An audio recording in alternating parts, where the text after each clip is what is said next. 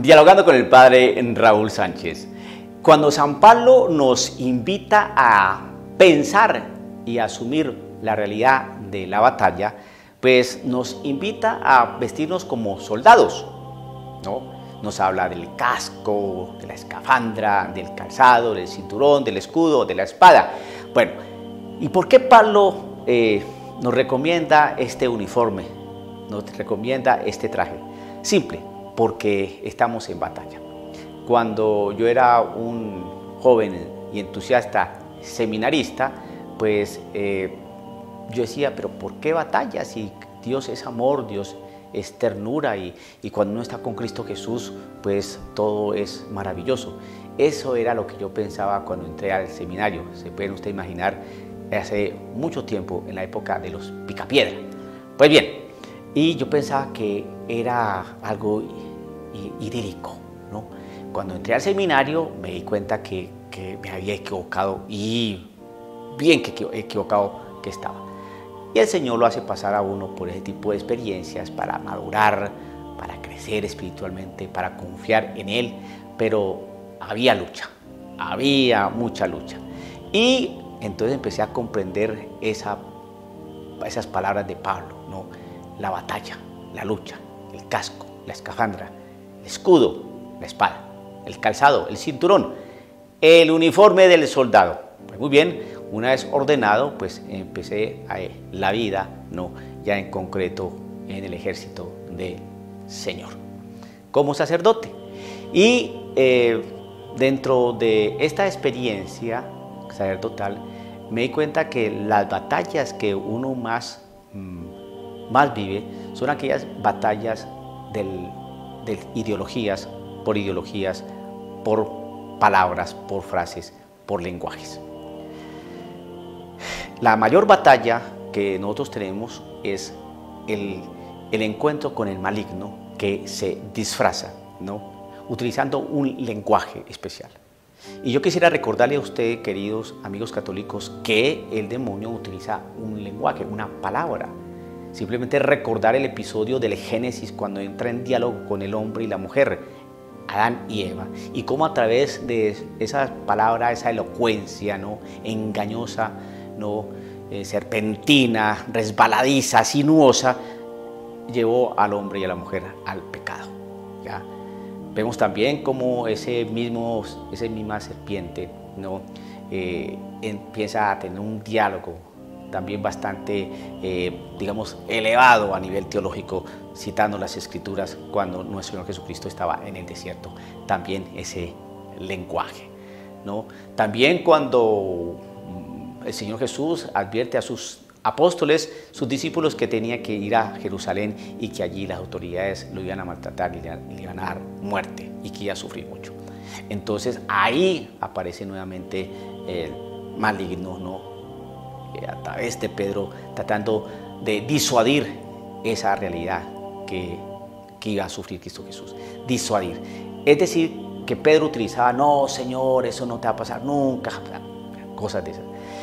El demonio tiene una palabra, ¿no? Sinuosa, enredadiza, ¿no?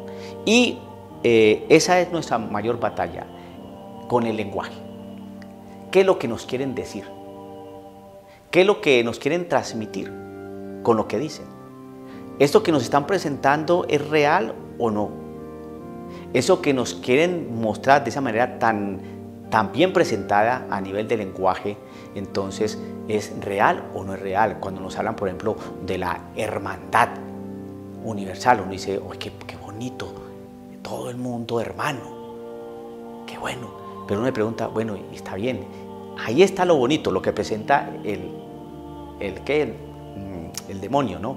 El maligno, la fraternidad universal. Y uno dice, hombre, ¿cómo no nos vamos a hermanar? Hermanos y universales en el mundo, claro que sí. Pero cuando uno entra a discernir, ¿no? Y a mirar con mayor precisión y cautela, casi como con pinzas, esas palabras, uno dice, bueno, y si somos hermanos, de existe una gran fraternidad, ¿quién es el papá de esa gran fraternidad universal? Porque en la fraternidad universal hay muchas religiones. Si están hablando de fraternidad, ya debemos tener claro el concepto de que cuando hay hermanos, debe haber un padre. ¿Quién es el padre de esa gran hermandad universal? Y si usted ve que dicen Dios, eso es una salida falsa del demonio. ¿Por qué? Porque si entramos a mayores consideraciones, se preguntan, ¿y ese padre? ¿Quién nos da a conocer ese padre? ¿Quién nos da a conocer ese Dios?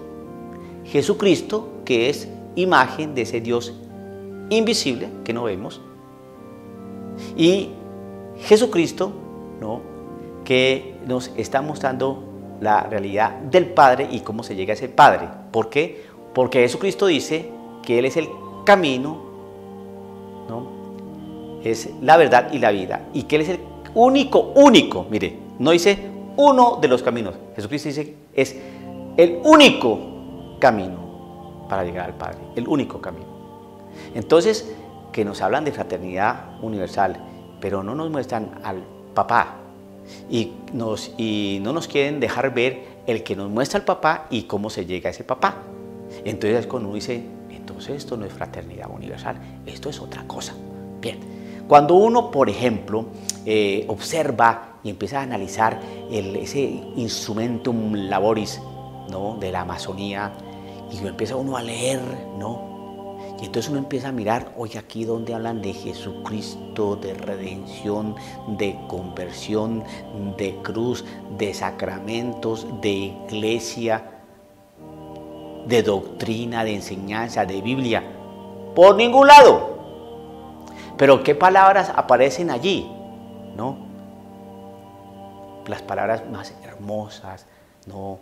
La tierra, el cambio climático, las fuentes hidrográficas, la naturaleza, todo ese tipo de cosas, el indígena, ¿no?, que tiene muchos valores, tradiciones que nos pueden aportar mucho. Entonces uno dice, espérese, todas esas palabras indígena, cuidado de la tierra, calentamiento global, todo ese tipo de cosas, cuidar las fuentes hidrográficas, cuidar la naturaleza, todas esas cosas son hermosas, pero se presume que el instrumentum laboris no es un documento de trabajo que nos va a mostrar qué es lo que se pretende en esas regiones, ¿no?, para el indígena, ¿no? Y eso, ¿de dónde viene ese instrumento laboris? De la iglesia. Pero cuando uno ve que ese instrumento no tiene elementos propios de la iglesia católica, uno dice, ¿y entonces esto de quién es? Ahí uno ve lenguajes. Bueno, pues ahora uno ve un lenguaje también en una entrevista que le hacen al cardenal Casper, preguntándole que si el Papa Romano Pontífice le tenía miedo al cisma, y él contesta que no. Y le preguntan a él, bueno, ¿y usted tiene miedo al cisma? Y él contesta lo siguiente: yo tampoco creo que se vaya a producir un cisma.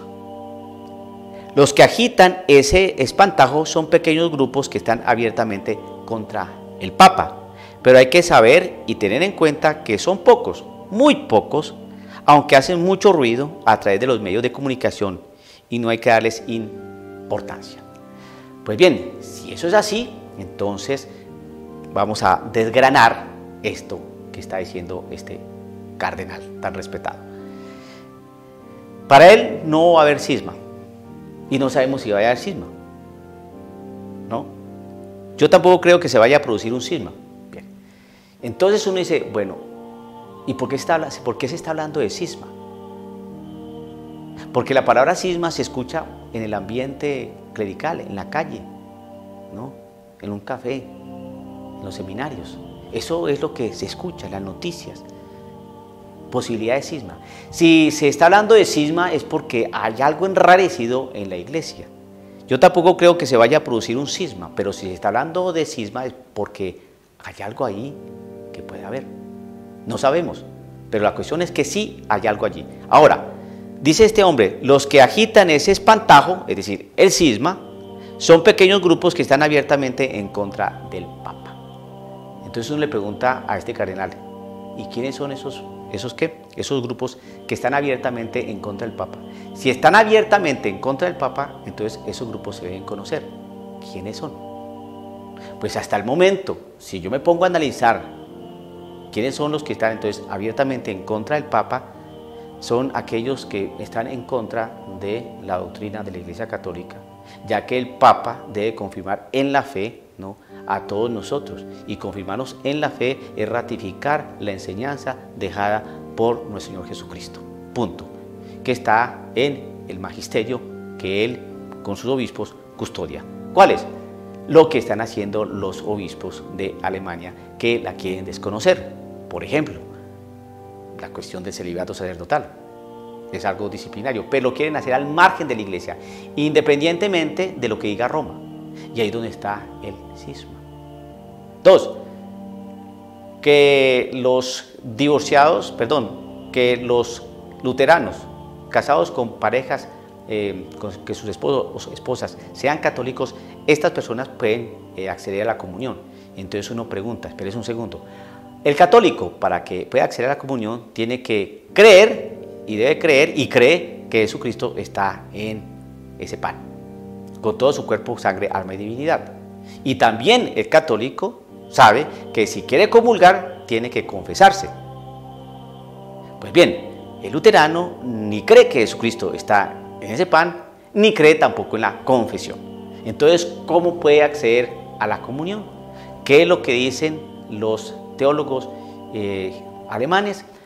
Lo importante es la misericordia, que vaya la pareja a comulgar. ¿Por qué no? Hombre, porque para poder comulgar hay que creer. Pero aquí la fe no importa. Entonces me parece un segundo. ¿Qué es lo que están haciendo? Entonces, los que están yendo en contra del Papa son grupos que abiertamente conocidos y que abiertamente están en contra del Papa. ¿Quiénes son esos grupos? No dice. Estar abiertamente en contra del Papa es ir en contra de la doctrina que custodia y protege el Papa, el magisterio, que junto con los obispos protegen esto.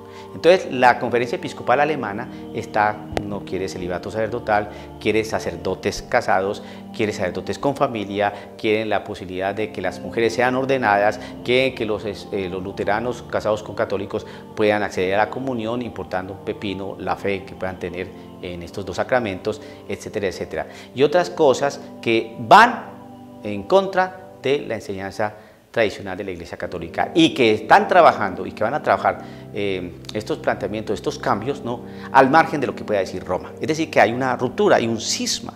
Entonces, ¿será que a estos grupos es que se refiere el cardenal Casper?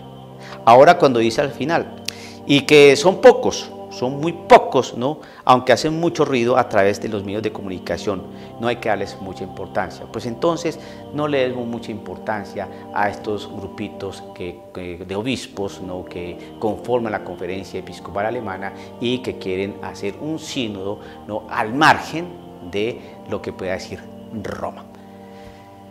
El lenguaje que se maneja, el cardenal Casper prácticamente está insultando la inteligencia de las personas. Con mucho respeto lo digo, pero está insultando la inteligencia de las personas. Porque hablar así tan etéreamente, hay unos grupos, pocos grupos, muy pocos grupos, que hacen mucho ruido en los medios de comunicación, que no hay que ponerles mucha importancia y que están abiertamente en contra del Papa. Entonces uno le dice, ¿cuáles? ¿Cuáles grupos están abiertamente en contra del Papa? Y cuando uno hace el análisis, son los mismos obispos alemanes que están trabajando un sínodo en Alemania y que no quieren que Roma intervenga y que prácticamente van a cambiar muchas cosas que van a romper la unidad con la Iglesia Católica. El lenguaje es muy engañoso y muy enredadizo. La serpiente es sinuosa y no se olvide que tiene una lengua bífida, doble, que hace mucho daño. Por aquí una cosita y por allá otra cosita. Y la ambigüedad es lo más característico del diablo. La ambigüedad, que uno no sabe si sí y si no. Por eso el Señor en su palabra dice que tú sí sea sí y tú no sea no.